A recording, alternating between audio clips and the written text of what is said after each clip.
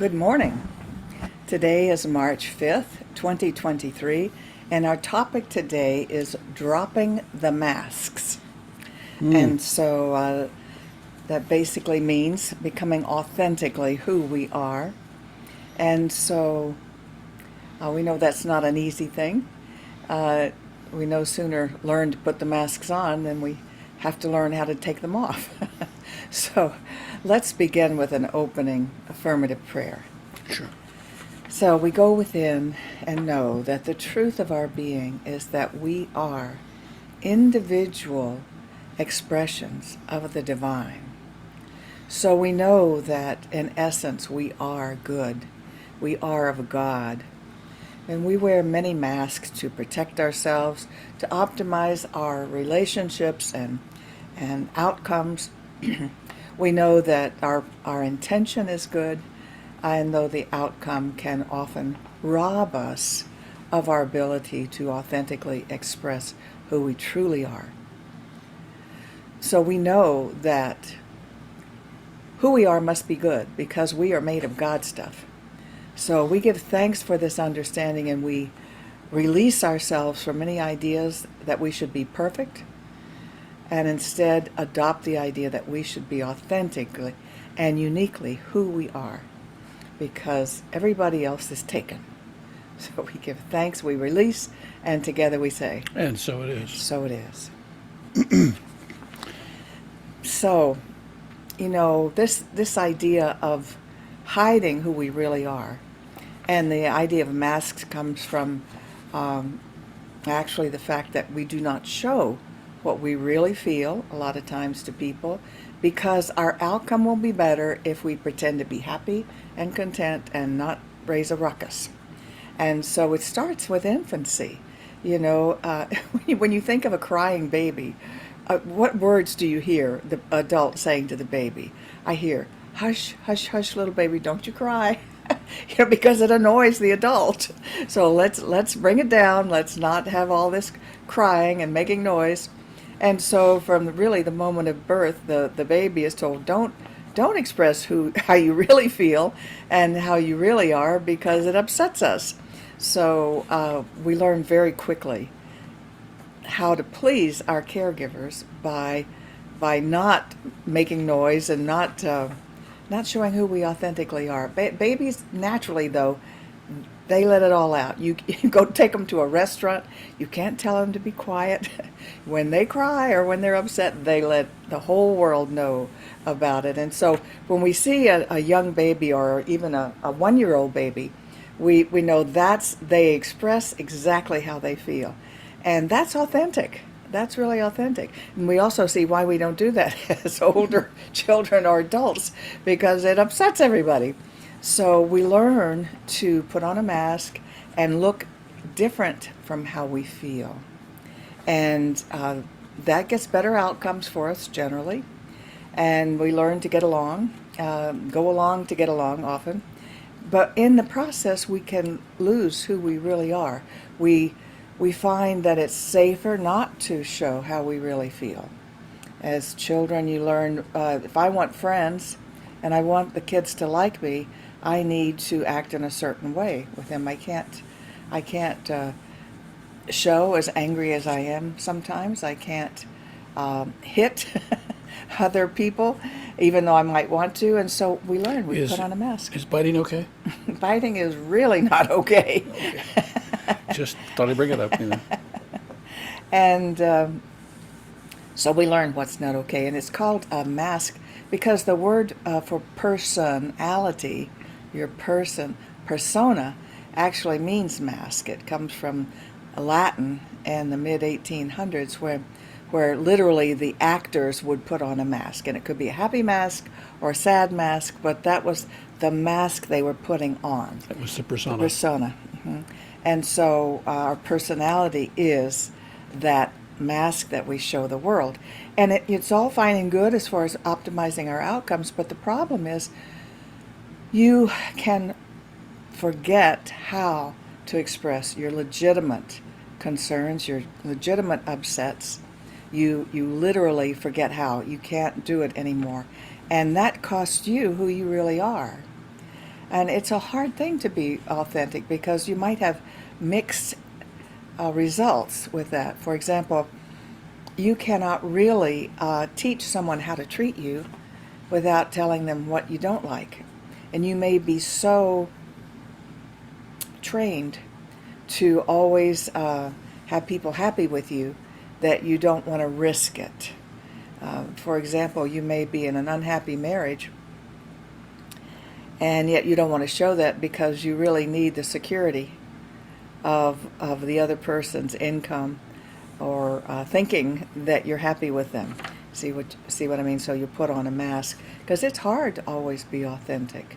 You're afraid of what the outcome might be. You want to talk a little bit about your childhood and what you may have been taught? Well, one of the things that I remember most particularly was it was important to be nice to other people, particularly your neighbors. And so Mrs. Morgan, who was one of our neighbors, was really quite sweet, and she made pea salad. And this is a particular point in my life when I was having a pea crisis. If peas were on the plate, I began to have a meltdown. And so, but when she made a pea salad, that was for me to say, "Oh, that was really very good. Thank you, Mrs. Morgan." So imagine that every time we got together, what I had to eat. Guess what she made especially for you? Especially for me, pea salad, cold pea salad. Hot peas were not good, but cold peas were. I think they were demonic, but I'm not sure. There was something evil about them. And so I never did tell her. The good outcome was is that she gave me my first radio, and it was a a good payoff. 1947 Philco FM AM shortwave radio. Showing your age. And it was a wonderful. Well, it wasn't. It was quite a few years old by the time I got it, but it worked beautifully. It was mahogany. It was walnut, rolled walnut. It was beautiful. I mean, it was just. It was, and because she was an elder, I guess like us now, she took perfect care of it. So it didn't have a scratch or a dent or anything on it. So I lovingly ate the pea salad. But what you learn is that to get what you want, in some cases you can't be who you are. And as you were bringing up, the issue with that is we can forget who we are. And when we forget who we are, it's hard then to treat or to pray or to have a spiritual life because we're not even living in our authentic self. And I remember when I first started even doing prayer, at this time I was a Lutheran, and I tried to sound like somebody in the Bible, These and thous? Yes, please thou take care of thee. we, we have Alexa in the background talking to us About Bibles. about Bibles. Yeah. There is no getting away from it. And so I tried to sound like I had some sort of religious quality to me because I knew that if God was going to answer my prayer, I had to sound right. Imagine that. I mean, as a kid, thinking that you have to have and there was no reverb. And I knew God had reverb, the echo. You had to sound right to pray. To pray, yeah. You had to sound right. You had to be. So there was no such thing as an authentic prayer. There was no such thing as authenticity, really, but more importantly than that, we are trained at an early age to believe that we're not enough. I had to memorize prayers to get them right. So you had to memorize them and not do what Jesus said in the Bible, which is do not pray in vain repetition. Right, so you try not to be vain while you were repeating. Yeah. How about school? What did you learn about kids and getting along in school? Well, I learned that I wasn't very smart, and I learned that I wasn't very good. Isn't that awful? And I learned that I wasn't wanted, and that I was also going to be the subject of ridicule, and because I had trouble reading. And so I sat in the back of the room, and sitting in the back of the room was with the other kids who felt like I did, and which meant that I didn't feel qualified for the experience of daily living. And when you disqualify yourself from the experience of daily living, then it's really very hard when you sit in a church or you pray to say, this is the time when I qualify. And I think at a very early age, without even meaning to, I disqualified myself from my own good. And the trouble with that, I mean, it happens to a lot of kids, but the trouble with that is when you're taught you're not old enough to know that yet, you're not smart enough yet, you're going to have this happen or that happen before you can do. And then when you start to get older, please don't get wrinkled, and please don't get fat. And so and if you do any of those things, and there's cures for them, most of which are makeovers or fixes or repairs that can be made, and those repairs are designed to help you be enough when you know that you're really not. And so the conditioning that I grew up with, and a lot of us grew up with, is you're not enough, and guess what? You never will be. And so why that's important in this is that our authentic self is enough. When we pray, when we ask for acceptance and love, and when we ask for that which is greater than us to help us accept ourselves, we open up a door to another whole dimension of the world that we don't normally live in. And so I think the greatest tragedy is that we don't believe that we are enough. And for some people who practice some religions that are different from ours, they're also taught they're not enough. Mm-hmm. And so even their religion says you're a sinner, you're inherently wrong, you're not going to get it right. And even to this day, I went to work the other day, and a woman walked up and she said, "Well, I'd like to talk with you, but have you been saved?" I said, "She can't talk to you unless you're yeah, saved." I said, "Saved for what?" She said, "Saved for the blood of Jesus." And I said, "No, I can't say that that's happened for me." "Well, I can't talk with you then." And so a religious person trying so hard to be spiritual, who said, "I can only talk to people who've been saved like me." And I said, and unfortunately, you're also suffering from schizophrenia, which is not a real good thing. And since I work here, I can't talk with you. She said, because I can only talk to people that have been saved. And I thought, here I am, over 50, a little bit, working after all the training that I've had, and I've just been told that this person can't talk to me because I haven't been saved. I'm not enough. Not enough. Yeah, Yeah, we all grew up with and that. I know better than that, but some part of me still registers a feeling around that isn't a happy feeling. Mm-hmm. And I didn't walk away from that thinking, well, that's okay. I walked away thinking, damn, not again. And we don't realize we feel it. So why that's so important is that as we encounter different types of life struggles, if we're not careful, we are wired into that not enough. And so that even our prayers go in a place that is just not enough. I didn't pray hard enough. I didn't do this good enough. I'm not. And so the disqualifying of ourselves, the disqualifying of our own well-being. And so it's really, really important to start your own meditation process or your own prayer process with, I am enough. And then we get into adulthood and we have our first jobs, and then we know we're not enough. We have so much to learn, and people so eager to tell us what we don't know enough.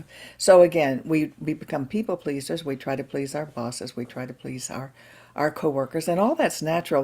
When I discuss that, I'm not saying throw all of that out. You can't throw all of it out and be a congenial coworker, friend, all of that. It's not bad to please people. It's only bad when you don't know how to express yourself mm-hmm. when you really need to, because you don't have the nerve, you don't have the practice. When I grew up, my father and mother had 3 girls, and for my father, women were objects of beauty and pleasure, and that included his daughters. We were supposed to smile all the time. He never wanted to hear us fight or bicker.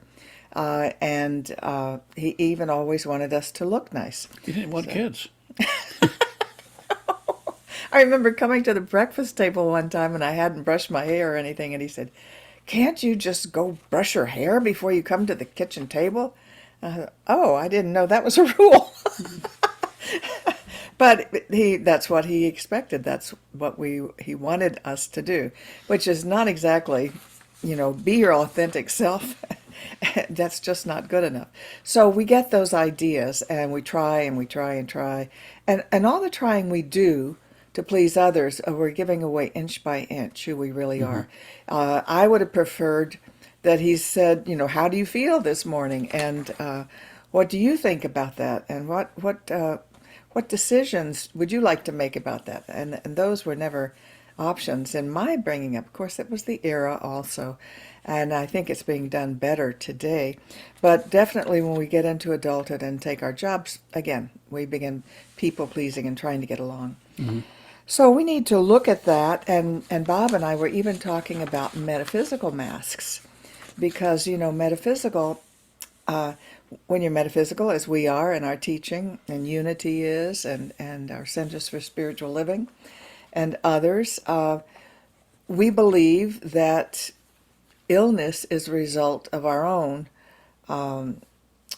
upset feelings, what we might call, painful feelings. And so we try not to bring on illness in ourselves. But the problem is, we all do. And there's no talking about it, because everybody will feel this metaphysical guilt if I let you know that I've become ill, because then we all know that I caused that, which is taking it way too far. And taken with just the teaching, it's fine to understand that we often bring our own illnesses on through our upset feelings and Well, I want to speak to that too, because it can still sound like you're the cause of your disease. yeah, it sounds like blaming the Yeah, victim. and if you get upset and you express a great deal of cortisol or release a great deal of cortisol to deal with the stress that you're feeling, and you continually don't like yourself and you're depressed, then that affects your immune system. The increase in cortisol decreases your immune system's ability to function, and then you get sick. You don't get sick because you grabbed the disease out of the air because you didn't have the consciousness of positivity. But what you did was you diminished your own well-being by the quality of your thinking without necessarily realizing that the thinking that you're doing has an impact on the physical body that you have. And I'm going to give you an example of that. Imagine right now that you had 10 times more of everything that you want than you've ever had before. Do you feel any better? Do you feel any different? If you won $10 million, would you feel a little bit uplifted? Would you feel a little encouraged? Would your body respond to that? Of course it would. And so your body responds to the thinking. I've asked people in a group to imagine having won $10 million, and after a few minutes of listening to them, they all sound like winners. And in the early part of the conversation, they all said they felt like losers. They actually didn't have any more money. But the idea, just the idea, planted in consciousness that I'm wealthy, I'm healthy, I'm wise. I'm healthy, wealthy, and wise as a statement of fact in consciousness has as big an impact on the immune system as anything else. Now, you all know, if you've had the experience of falling in love and deciding not to tell anybody, that other people know. They see So it. what happened? What happened? What's going on with you? What do you mean, what's going on with me? Yeah, something's changed. Yeah, because when you're in love, the love energy is being expressed in every dimension of consciousness. And so it's not as if some thoughts have an impact and some don't. They all have an impact. Every thought you have has the impact of changing your physical well-being. So when we talk about you bring on your own disease, in a way, we don't mean you're a miserable person, therefore you got sick. We mean that the misery that you feel has physical implications at every level. Imagine every cell of your body is listening to everything that's going on in your world And and they are. responding. And they are, yeah. Yeah. But the point I'm talking about with metaphysical guilt is, for example, I couldn't even tell you, because it's not talked about, how our founder, Ernest Holmes, died. I know he did die in a hospital at age 72, but nobody talks about what he died of. And, because I guess because he was our founder, he shouldn't get sick and die. Although, I don't know any metaphysicians who lived forever. No. so, so don't feel guilty if authentically you express that you have become ill in some way or another. Or Then we want to start working on Yeah. that with right thinking and right praying and all of that. But there should be no guilt. You should authentically be able to say what's going on with you. I have counseled some metaphysicians who I can't even get them to tell me what's wrong because they don't want to say it, because they believe if they say it, they make it so. or they feel so much shame Yeah. that there's something wrong with them and that nothing should go wrong. I know people that feel angry and upset and like failures because they're getting older. That's actually a privilege, Yeah, and it is. not everybody does that. Right. Not So, everybody gets to do Yeah, that. I'm smart. I bought an extended warranty which covers parts and maintenance, and I can get a lot older and not have to worry. But Unless you did that, it's not going to go well. Well, the problems that it caused me, and when I look back, I see times when I was not happy when a situation with a relationship or whatnot, and I never could tell them because I didn't want to make them wrong or him wrong, because and it can even be with bosses. So I would just say, well, blame me, but I'm out of here. And it's really not fair. That was really immature. But I did not know how to authentically express what I wanted, what I needed, what I didn't like. I thought I was making them wrong to do that, and it was really just immature. And less than immature, it was not knowing how and having no practice for saying what I wanted, what I needed. And that's the cause of a lot of breakups, because people don't want to hurt the other person, don't want to make the other person mad, and or don't want to lose the security of what they have right then. So it takes practice, and it's hard to do, to learn to authentically be yourself and express what you want and what you need. But in that regard, I'd like to point out that this month, the month of March, is Women's History Month. Last month was Black History Month, and this is Women's History Month. I just found out women have been around a long time. Yeah, and they have a history. And so the theme for this year is celebrating women who tell their stories. And I thought it was a fabulous topic, because it just started with the Me Too movement a number of years ago, where look what wonderful things came about when people would say, yes, me too, I've been abused.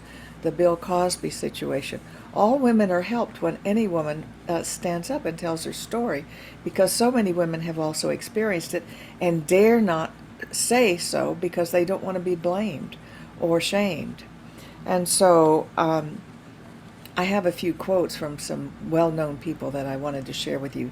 First of all, I'd like to say Malala. You know Malala, who is the Afghanistan girl whose father, wasn't her father an uncle, shot her in the head for going to school, and she ended up surviving that and is now a world spokesperson for girls' right to be educated. And she said, I raise up my voice, not so I can shout, but so that those without a voice can be heard.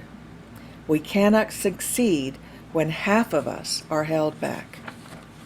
She's just so wise to have gone through all that and be a spokesperson now for girls to have the right to be educated. And then, let me see, we also have Michelle Obama, who said, there's one thing I've learned in life, it's the power of using your voice. And that's what you have to do to authentically be yourself. Use your voice to speak your truth. Mm-hmm. Brene Brown is a PhD social worker. She's written many wonderful books. And she says, owning our stories can be hard, but not nearly as difficult as spending our lives running from it.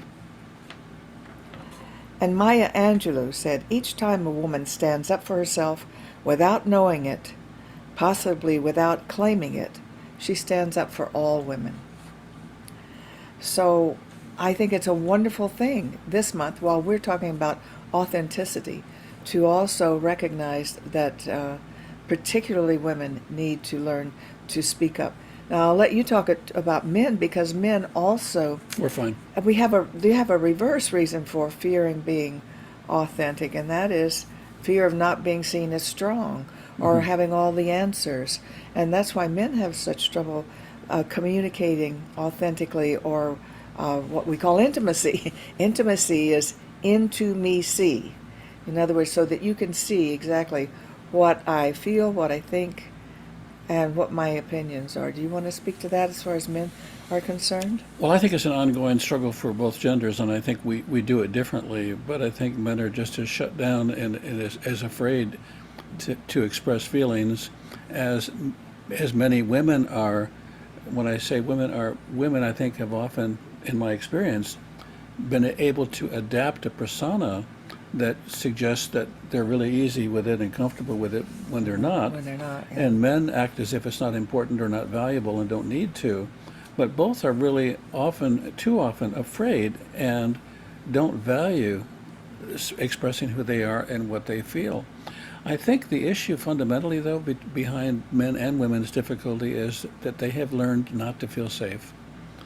And I think when we feel And not enough. well, yeah, but well, that makes us not feel safe. If you think you're not enough for the job, not enough for the relationship, not enough for the situation that you're in, then clearly you're not going to feel safe. And if you don't feel safe, you're not going to take any chances. And so one thing we can do is to know that we're not alone, and that we're not alone in that we came here by design. We came here often partnered with others and with missions that we need to accomplish. And it's a vital and wonderful thing we've done to come here to be alive at this time. And we need to embrace that and say, what can I do to open that up, to forward that, and not believe in the not enoughness. When I graduated from college years ago, somebody who hadn't been to college and was kind of angry that college existed and that they didn't get to go, said to me, "So what did you learn in college?" Nothing. And I couldn't think of a single thing. And the reason I couldn't think of anything is because what you learn in college, like what you learn in life, is available on demand. That is, when there's a demand for what you've learned, you can now remember.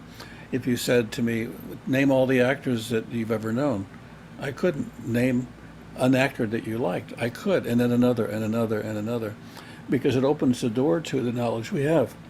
The problem is that when we don't feel safe, we then don't know what we know. When we don't feel safe, we don't know what we know, and we're afraid to share it. And so one thing I would ask you to do is look around and say, if I don't feel safe, is it me or is it the conditions that I'm in? If it's me, why don't I feel safe with myself? What is going on that I don't feel safe, and can I change that? If it's a relationship, then what do I need to say or how do I need to participate so that I can be safe? Because our mission is to have the fullest and most extraordinary life experience we can possibly have while we're here, and we're only here for a short time. And to not be safe and to not ask yourself what I could do to become safe and to change things so that I am is really to dishonor your own value, is to dishonor your own mission. Now, when I came into this teaching and I heard that I was an expression of the divine, that I was of God, from God, God in me, as me, is me, and all of that, that immediately shifted a lot of my self-value, what I was worth. Of course. And so that's really important to do this and to become authentic.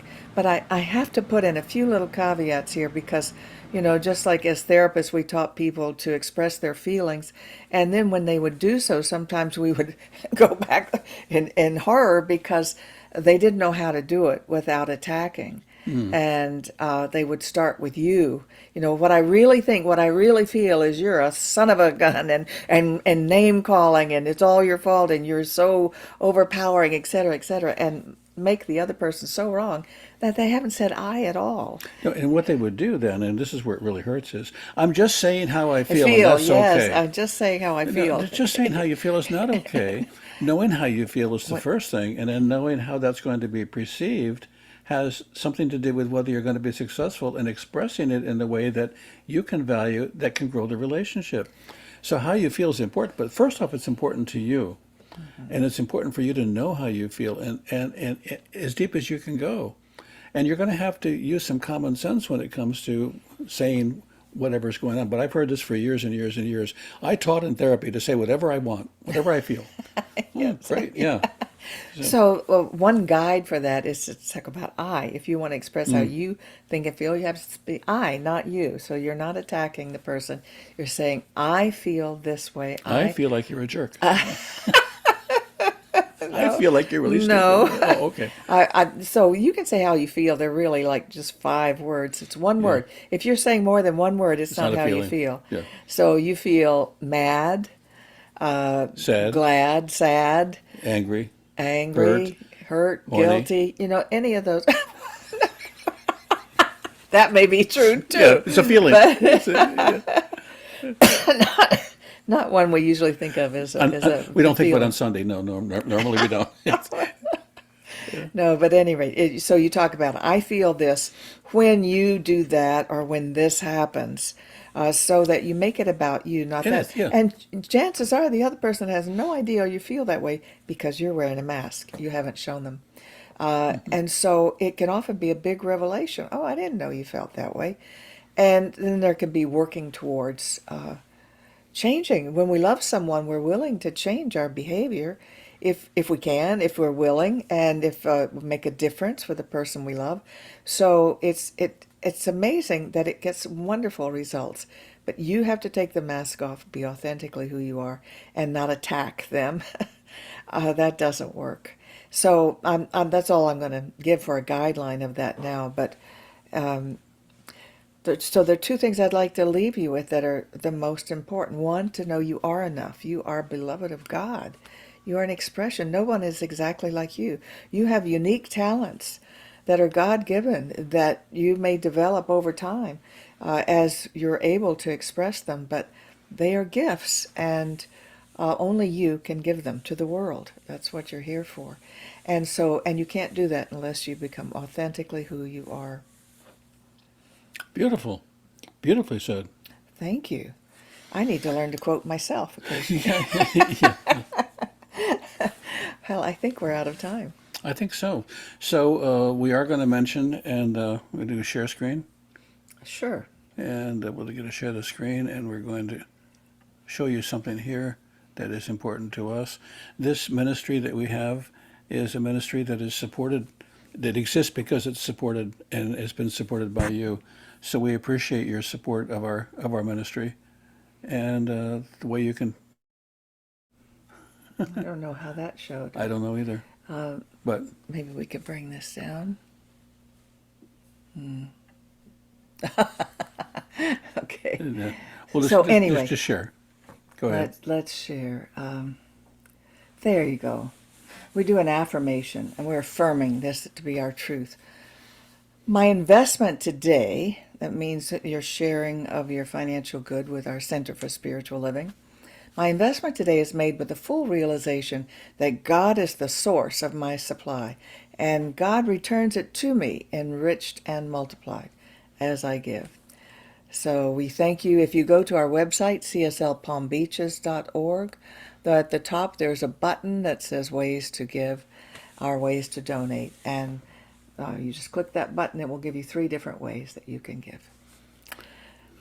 And so I think we thank you, and we will see you next Sunday.